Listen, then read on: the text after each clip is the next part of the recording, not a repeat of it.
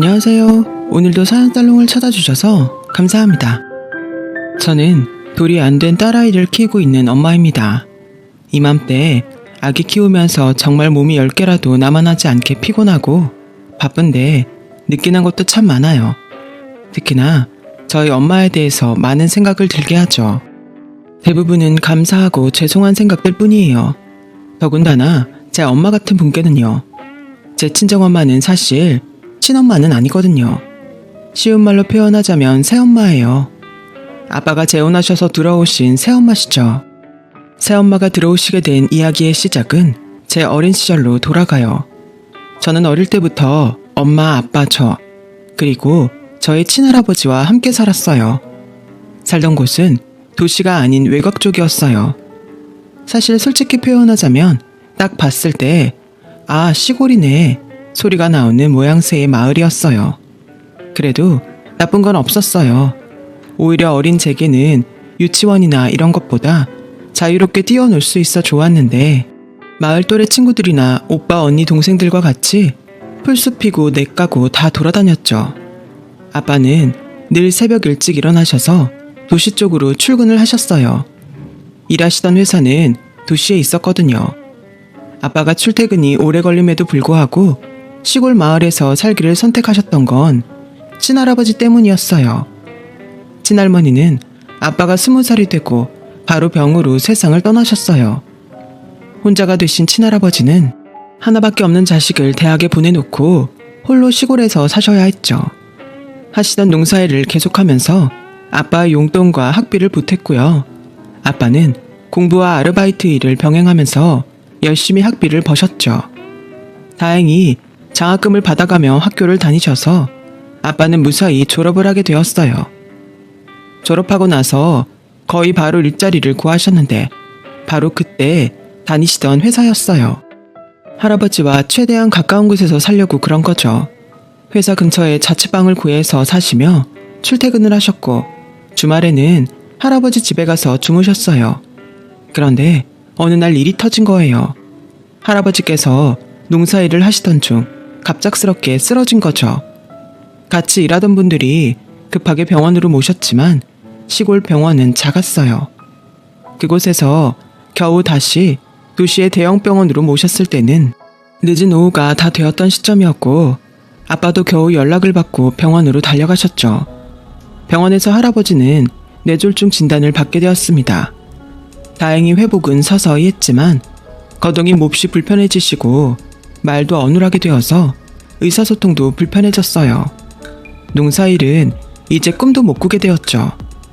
아빠는 회사에 휴가를 내고 집으로 돌아가 할아버지를 모셨지만 마냥 일을 안 할 순 없잖아요. 아빠는 다른 지방에 사시는 아빠의 고모이자 저희 고모할머니께 도움을 청하게 되었어요. 수녀님이었거든요. 고모할머니가 할아버지 집에 오셔서 붙어 살게 되었고 아빠는 일터로 복귀하실 수 있었어요. 그리고 아빠는 일터에서 만난 제 친엄마와 결혼을 했어요.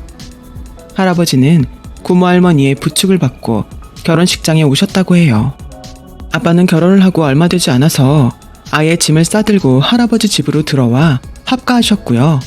엄마도 처음에는 동의했다고 해요. 애초에 아빠와 만날 때부터 할아버지의 상태를 알고 만났고 결혼하게 되면 모셔야 할 날들이 있는 것도 알고 있었으니까요. 고모 할머니도 젊은 나이도 아니신데 할아버지 간호가 힘에 부치셔서 아빠가 집으로 돌아오시게 된 거죠. 엄마는 일을 그만두셨어요. 아빠는 매번 당신이 우리 아버님을 모시는데 일 안 해도 돼. 돈은 내가 더 열심히 벌게. 고맙고 미안해. 라고 말했고 엄마에게 진심으로 고마웠다고 하셨어요. 결혼하자마자 아픈 시아버지를 모셔야 하니까요. 그래서 할아버지는 제 친엄마를 이해한다고 늘 말씀하십니다. 젊은 애가 결혼해서 탕 꿈도 꾸고 살아도 모자랄 판에 늙은이 아픈 거 뒤치다꺼리 했으니 얼마나 힘들었겠어. 하시면서요. 결혼하고 1년 정도 후에 친엄마는 저를 임신했고 저는 건강하게 태어났어요. 그때는 할아버지 상태도 처음보다는 많이 호전돼서 거동 외에 대부분의 일상으로 돌아가고 있었고요. 할아버지는 첫손녀인 절 너무나 사랑하셨어요. 직접 돌볼 수는 없었지만 자장가를 언제나 불러주셨죠. 그런데 친엄마는 그때부터 아빠에게 도시로 이사 가자고 요청하기 시작했다더군요. 애를 이런 데서 키울 순 없다고요. 그러나 아빠는 자신의 아버지를 두고는 못 간다는 입장이었어요. 그때부터 두 분 사이가 금이 가기 시작한 거죠. 저는 어릴 때라 다는 기억이 나지 않아요. 그렇지만 그 대립은 몇 년간 지속되어서 조금은 희미하게 기억은 있어요. 두 분의 말다툼 혹은 소리 지르는 기억이요.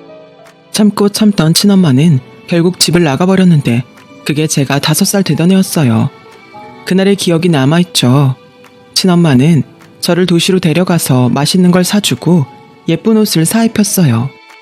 그리고 제게 말씀하셨죠. 엄마가 꼭 다시 보러 올 거야. 그때까지 잘 있어야 해. 바로 다음날 엄마는 사라져버렸어요. 본인 도장이 찍힌 이혼 서류 한 장만 남기고요. 친엄마가 저를 그때 같이 데려가지 않았던 이유가 있었어요. 당시 친엄마는 결혼하고 몇 년간 전업주부로만 살아왔던 상태라 경제력이 없었거든요. 이혼 후엔 일을 해서 살아야 하고 그러려면 저를 돌볼 여력이 없었던 거겠죠. 그래서 저를 돈 버는 아빠에게 남기고 떠난 것 같아요. 아빠는 충격을 받긴 했지만 그래도 꽤 담담히 친엄마의 선택을 받아들였다더라고요.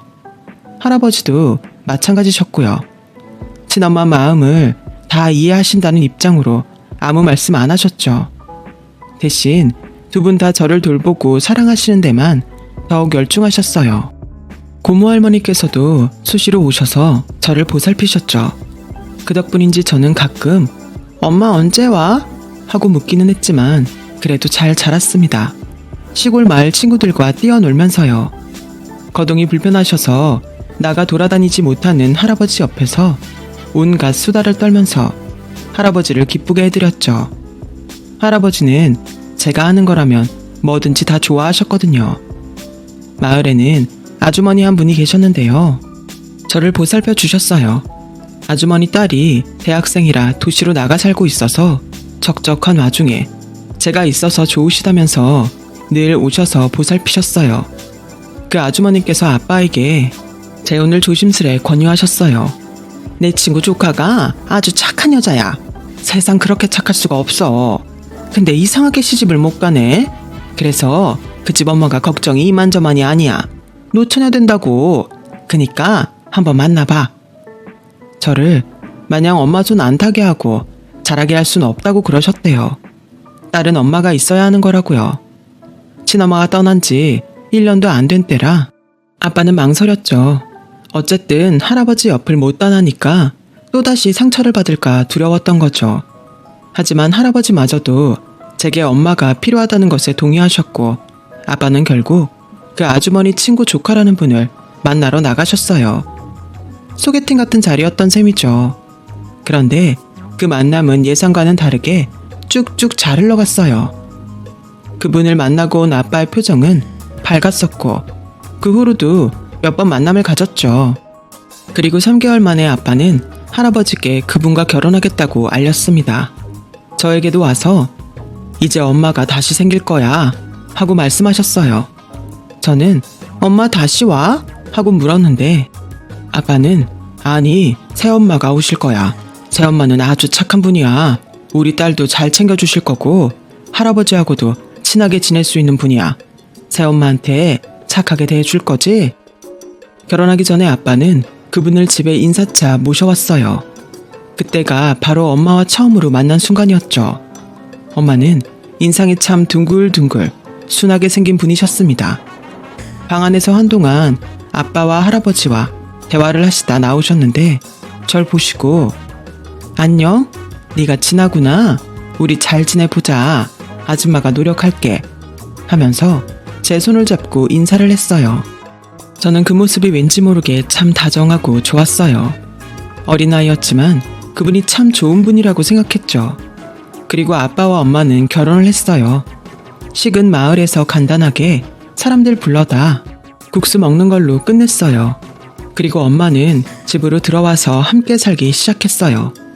그 후의 생활은 정말 길게 설명할 필요가 없어요. 엄마는 정말 저를 낳은 친엄마인 것처럼 저를 보살피고 딸처럼 챙기셨고요. 애 딸린 남자한테 시집 오셔서 아픈 시아버지 챙기고 그 딸까지 챙기는데 얼굴 한번 찡그리신 적이 없으세요. 늘 제게 예쁜 옷, 좋은 음식만 주셨고 할아버지도 늘 밝은 얼굴로 모셨죠. 그 덕분인지 저는 엄마가 들어오고 반년 정도 후부터 엄마라고 불렀어요. 나중에 들으니 엄마는 제가 처음으로 당신한테 엄마라고 부른 그 순간을 잊지 못하신다더군요. 자기 인생에서 최고로 기쁜 날 중 하나였다고요. 아빠도 바쁘셨지만 엄마에게 늘 고마워하며 잘하셨어요. 아빠가 회사를 안 가는 주말에는 아빠 차에 타고 할아버지, 아빠, 엄마와 공기 좋은 곳으로 소풍도 갔었어요. 엄마가 싼 도시락을 들고서요. 한 번은 동네에서 놀다가 어떤 남자아이가 저를 놀린 적이 있어요. 어디서 주워들은 건지 야, 니네 엄마 진짜 엄마 아니라며? 지금 엄마는 가짜 엄마고 진짜 엄마는 너 싫어서 도망갔다며? 우리 엄마가 너네 엄마 가짜 엄마래. 진짜 엄마 도망갔대. 하고 놀린 것이죠.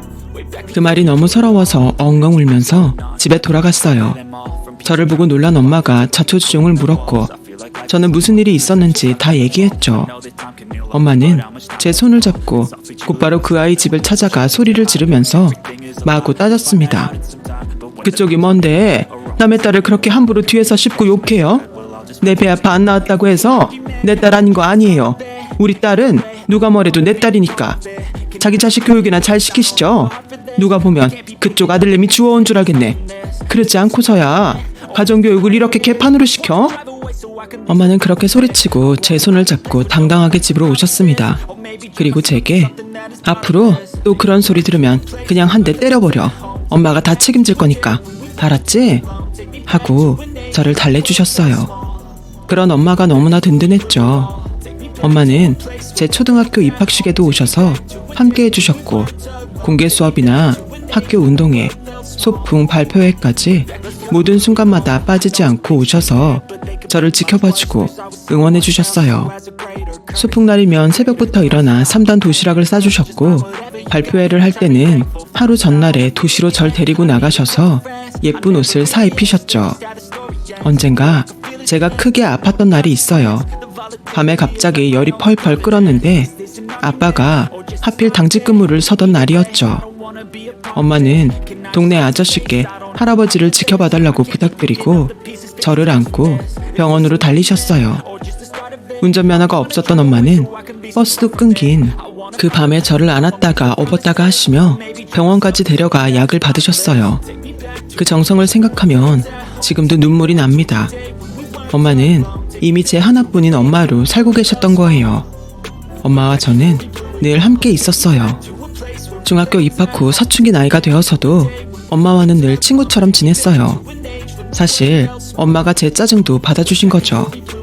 그래도 야단칠 건 야단치면서 정말 엄마 역할을 제대로 하셨어요. 그러던 어느 날이었는데요. 중학교 3학년이었죠. 학교 갔다가 집에 와보니 집 앞에 웬 고급 승용차 한 대가 서 있었습니다. 그리고 집에 들어서는데 마당에 한 여자가 서 있더라고요. 고급 투피스 옷을 입고 명품 가방을 든 여자가요. 누구세요? 하고 물어보니 그 여자가 몸을 돌려 저를 바라보았습니다. 그리고 갑자기 제게 다가와 손을 잡고 눈물을 흘리기 시작하더라고요. 우리 딸 잘 지냈어? 엄마야, 엄마 얼굴 기억나? 저는 그 순간 깨달았어요. 친엄마였죠. 이상한 건 친엄마를 근 10년 만에 만났는데도 아무렇지 않았어요. 친엄마는 친엄마였지만 엄마가 아니었으니까요. 적어도 제게는요. 제게 엄마는 우리 엄마 한 분뿐이었습니다. 엄마가 너 이제 키울 수 있어. 잘 살 수 있어. 엄마랑 같이 가자. 친엄마는 눈물을 흘리면서 말했지만 저는 그 자리에서 딱 잘라서 말했어요. 우리 엄마는 한 명이고 난 엄마랑 아빠랑 우리 할아버지랑 여기서 살 거예요. 가세요. 라고요. 친엄마는 제 말을 듣고 화가 난 목소리로 너 그 계모한테 어떻게 길러졌는지는 모르지만 엄마한테 어떻게 그렇게 얘기해? 난 네 엄마고 널 데려갈 능력이 충분해. 지금은 네 아빠보다 더하다고. 능력 있는 부모가 애를 키우는 건 당연한 일이야. 그러더군요. 어이가 없었죠. 나쁘든 좋든 난 나 길러준 사람을 엄마라고 생각하니까 그만 가세요. 하고 쏘아붙이고 방으로 들어왔어요. 그런데 방에는 흰 봉투가 하나 있더라고요. 열어보니 편지였어요. 엄마가 쓴 편지요. 편지에는 사랑하는 우리 딸, 지난 10년 동안 엄마 딸로 있어줘서 너무너무 고마웠어. 딸, 친엄마는 지금 큰 부잣집에 시집가서 우리 딸한테 더 좋은 환경과 미래를 줄 수 있는 사람이야. 그러니까 우리 딸은 거기 가서 사는 게 나아. 우리 딸은 정이 많아서 엄마랑 할아버지 얼굴 보면 못 갈 거 다 알아. 그러니까 엄마는 할아버지 모시고 잠시 피해 있을게. 잘 가 우리 딸. 사랑해. 정말 많이 보고 싶을 거야. 믿을 수가 없었어요. 엄마가 나를 보내려고 하다니요. 놀라서 밖으로 뛰쳐나갔지만 집안은 텅텅 비어 있었어요. 할아버지 옷가지들도 사라진 걸 보아 정말 어디 먼 곳으로 간 것 같았어요. 친엄마는 제게 다가오더니 그래도 그 여자가 생각이 없진 않더라. 얼른 짐 싸서 나와. 엄마랑 가게. 저는 하염없이 울었죠. 하지만 제 마음속으로는 이미 선택의 여지가 없다는 걸 인정하고 있었어요. 내내 울면서 짐을 싸들고 나와 친엄마의 차에 올라탔습니다. 도착한 곳은 큰 2층 집이었어요. 들어가서 친엄마의 남편과 제 동생이라는 남동생도 만났죠. 학교도 당연히 전학하게 되었고요. 큰 2층 집에서 살면서 도우미 여사님까지 있는 부잣집 딸이 되었습니다. 그러나 전혀 행복하지 않았어요. 친엄마 남편은 늘 제게 알게 모르게 잔소리와 구박을 했고 남동생은 원래 영악한 건지 늘 저를 곤란에 빠뜨렸어요. 사고치고 제 탓을 하거나 그런 것들로요. 그러면 친엄마와 친엄마 남편은 늘 저를 혼냈죠. 정말 하루하루가 괴롭고 힘들고 엄마와 아빠, 할아버지가 그리웠어요. 저는 고등학교에 진학했고 성인이 될 날만을 기다리게 되더라고요. 하루빨리 이 집에서 나가야겠다 생각했어요. 마침내 저는 고3이 되고 수능을 쳤고 원하던 대학에 합격했습니다. 그리고 대학에 합격한 즉시 자취방을 알아보기 시작했어요. 아르바이트 월급을 좀 아끼면 낡은 단칸방 하나는 얻을 수 있을 것 같았거든요. 학교에는 모아둔 돈과 국가장학금으로 등록금을 냈습니다. 그리고 2월이 끝나기 전에 집에서 나간다고 선언했죠. 친엄마는 나간다고 하니까 펄쩍 뛰면서 혼자 어딜 나가서 사냐고 그러대요. 기가 막혔어요. 데려와서 한 거라고는 구박하고 눈치 주고 행복을 다 뺏은 것밖에는 없으면서 나간다니까 붙잡는 게 웃겼죠. 다시는 여기 안 올 거고 당신들 얼굴 볼 생각도 없어요. 내 엄마는 한 병뿐이야. 그동안 해준 걸로 생색낼 생각은 마요. 내가 먹은 눈치가 그거 다 갚고도 남거든. 제가 나오면서 쏘아붙인 말이에요. 친엄마는 그 말을 듣고 멍하니 서서 아무 말도 못하더군요. 제가 자취방에 가기 전에 한 일은 제 고향 마을집을 찾아가는 거였어요. 그러나 고향 마을엔 아빠, 엄마, 할아버지는 없었어요. 마을 아주머니 아저씨께 여쭤봐도 몇 년 전에 이사 갔다는 말씀만 하시더라고요. 저는 울면서 결심했어요. 꼭 내 가족을 찾겠다고. 그래서 다시 만나서 효도할 거라고요. 대학 다니면서 아르바이트하고 돈 모으고 공부하고 하면서 틈틈이 수소문을 했지만 찾지 못했어요. 그렇게 시간은 속절없이 흘러서 저는 졸업을 했고 직장에도 취직하게 되었죠. 그때까지도 내 가족은 찾지 못했고요. 만나던 남자가 있었는데 내 가족 찾기 전에는 결혼 못할 것 같아 라는 말까지 하면서 찾았었죠. 정말 간절히 찾았는데 재회는 뜻밖의 상황에서 이뤄졌어요. 회사 퇴근하고 집에 가다가 마트에 들렀어요. 남자친구의 생일이 곧 다가오는데 출장이 잡혀 있어서 상을 차리고 일찍 축하해주려고 미역을 사려고 했죠.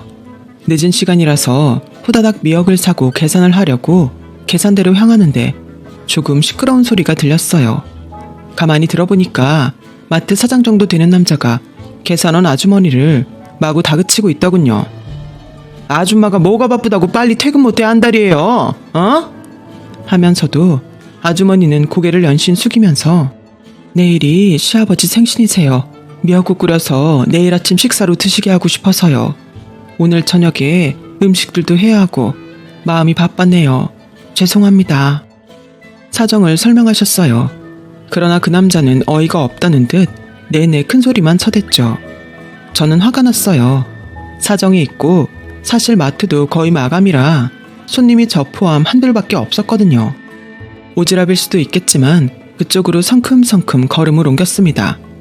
아저씨, 아니 사정이 있으시다잖아요. 그리고 지금 손님도 별로 없는데 너무 예민하게 구시는 것 같아요. 하니 아니 손님은 빠지세요. 하대요. 저도 순간 욱해서 그럼 저 여기서 안 살게요. 아주머니 일 없으시겠죠? 퇴근시켜주세요. 하고 미역을 제자리에 가져다 놓으려고 했습니다. 그러자 남자는 손님 뺏기기 싫었던 건지 아니 손님 무슨 계산하세요. 그러더니 아주머니를 못마땅하게 보면서 이것만 계산하고 퇴근하세요. 하고 가더라고요.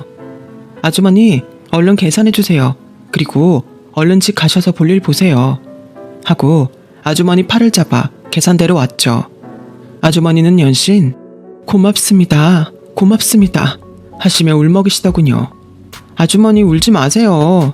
하고 급히 가방에서 휴지를 꺼내 내밀었습니다. 아주머니는 눈물을 닦고 고개를 드셨죠. 그런데 그 순간 저도 아주머니도 굳어버렸어요. 그 아주머니는 바로 제 엄마였거든요. 너무나도 그리워했던 우리 엄마요. 저는 엄마? 하고 불렀고 엄마는 제 이름을 부르면서 진아 맞니?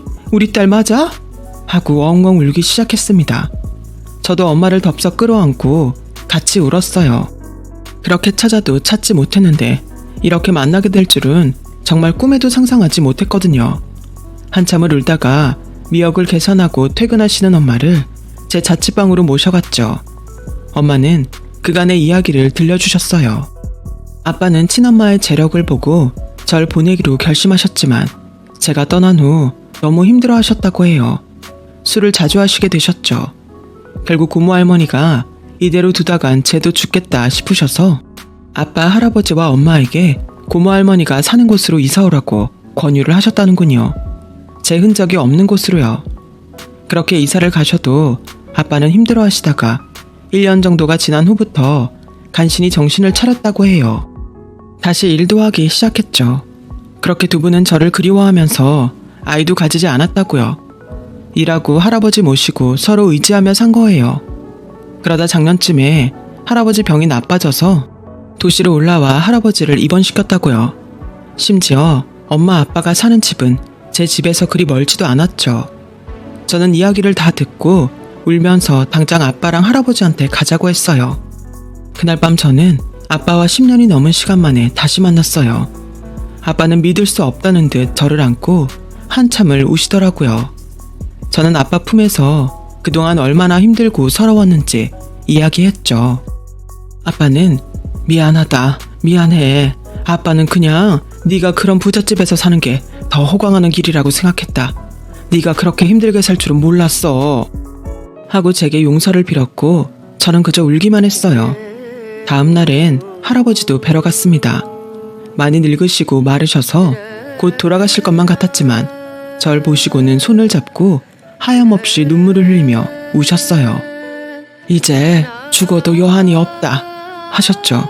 저는 그렇게 제 가족을 찾았고 아예 엄마 아빠 집으로 이사를 해버렸어요. 그동안 못다한 이야기도 하고 추억도 다시 만들면서요. 안타까운 건 제가 결혼을 하기 몇 달 전에 할아버지께서는 결국 돌아가신 거예요. 지금 증손녀까지 낳은 걸 보셨으면 좋으셨을 텐데 생각하면 슬퍼요. 그래도 지금은 이렇게 제 가족을 다시 찾아서 결혼도 하고 아기도 낳고 행복하게 사니까 너무 좋습니다. 친엄마는 절 그렇게 데려가서 방치해놓고 저를 보고 싶다며 결혼할 때 돈 들고 찾아온 그 사람을 어떻게 받아들여야 할지 저도 결혼하고 먹고 살만합니다. 그러니 인생이 돈이 다가 아니라는 걸 더 느끼게 되더라고요. 저를 두고 갔던 엄마의 그 말들이 더 변명처럼 느껴질 뿐이고요. 그 후로 한 번 연락한 적도 없고요. 앞으로도 없을 거예요. 제 인생의 엄마는 단 한 명뿐이니까요. 앞으로도 부모님께 효도하고 우리 엄마, 아빠, 할아버지처럼 좋은 부모가 되고 싶습니다. 제 이야기 들어주셔서 고맙습니다. 소중한 가족과 행복한 날들 보내시길 바랍니다. 여러분, 사연 댓글에 응원과 현명한 조언 부탁드려요. 좋아요와 구독은 저에게 큰 힘이 됩니다. 오늘도 좋은 일 가득하세요.